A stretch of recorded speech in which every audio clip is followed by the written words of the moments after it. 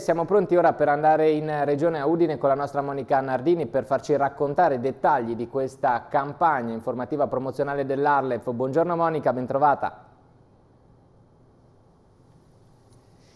Buongiorno a tutti voi, come hai appena detto mi trovo nella sede della Regione dove tra poco verrà presentata questa campagna di informazione e promozione della tutela della lingua friulana organizzata dall'Agenzia regionale per la lingua friulana. Appunto. Io mi trovo in compagnia sia del Presidente sia del Direttore dell'Arlef, dunque iniziamo dal Presidente Eros Cisillino. Quali sono gli obiettivi di questa campagna che sarà avviata proprio dalla fine di questo mese? Mandi a tutti i furlans e che si sente in furlans dal cuore. Sinceramente, allora questa campagna è sia per sensibilizzare ma anche per responsabilizzare.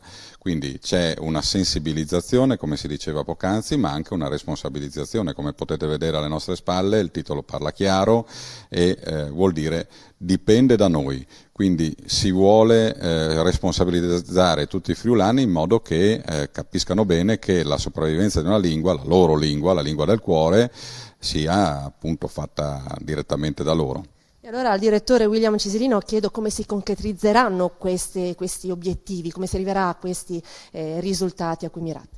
Sì, è una campagna multicanal per la quale varin sia la tradizionale carte stampate con quotidiani, mensi, periodici vari, ma sarà presente per esempio anche sugli autobus, sulle stazioni ferroviarie, dai centri commerciali, perché abbiamo pensato un lavoro ai giovani.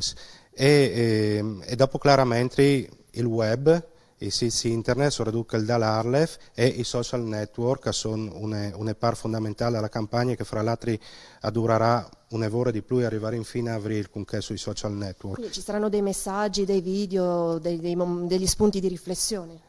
Ci saranno degli spunti di riflessione ma anche e soprattutto delle curiosità, anche delle scuse, se vogliamo dirla così, per spingere anche gli utenti sia di Facebook sia di Instagram, quindi anche qui pensiamo sia al largo pubblico sia più ai giovani con Instagram, a interagire con noi su quelle che sono le tematiche che riguardano la lingua e la cultura friulana anche in maniera simpatica. Quindi molto spazio anche ai giovani, ovviamente tutte le età saranno protagonisti.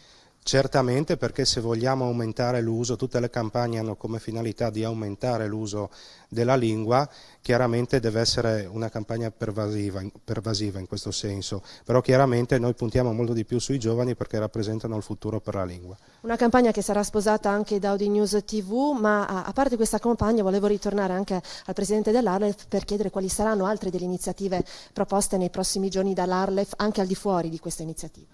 C'è la nostra partecipazione a Gusti di Frontiera, Gorizia per noi è sempre stato un po' di riferimento anche per il Furlan, perché tanti degli robis che dopo si sono sparniciati per il Friul sono assoldati proprio dalla zona goriziana.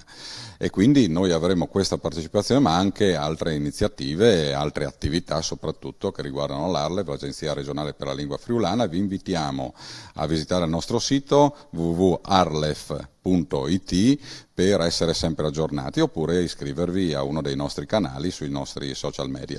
Bene, grazie Presidente, grazie anche al direttore dell'Arlef e buon lavoro, a voi la linea. Grazie a Monica e dal Palazzo della Regione, dall'iniziativa dell'Arlef rientriamo in studio con un ospite.